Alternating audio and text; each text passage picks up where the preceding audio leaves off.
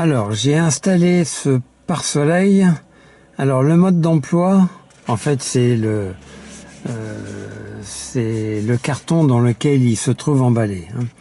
Donc, ce carton donne un mode d'emploi en anglais, en donnant deux indications. Une, la première ligne horizontale, deux, la deuxième ligne horizontale.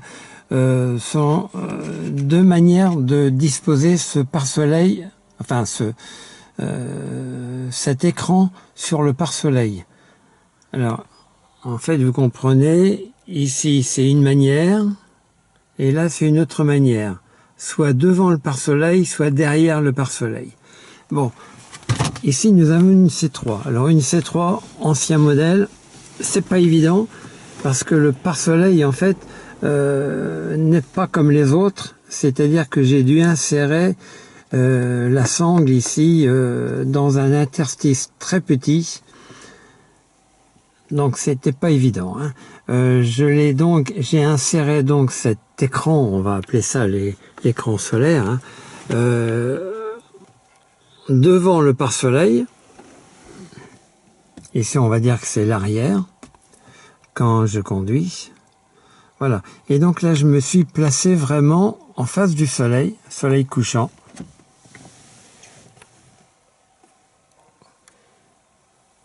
Pour vous montrer. Donc, soleil couchant sans... Oui, le soleil, il est là, ok. Et avec le... Ici, oui, effectivement, ça assombrit un petit peu. Il aurait pu être encore plus fumé que ça. Plus sombre, pour mieux retenir la luminosité du soleil en fin de journée.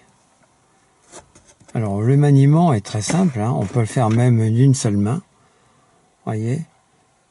Donc on conduit, on est aveuglé par le soleil, soleil couchant ou soleil levant. Donc hop, on baisse ça et comme ça on voit mieux la route. Enfin, on la voit moins mal. Hop. Et donc, ça tient avec les deux sangles, là. Et quand je tourne, quand je range le pare-soleil, voilà. On voit donc cet écran solaire, comme ça, ce qui ne gêne absolument pas d'ailleurs. L'autre écran, l'autre pare-soleil étant ici. Voilà, non, c'est pas mal. C'est pas mal du tout.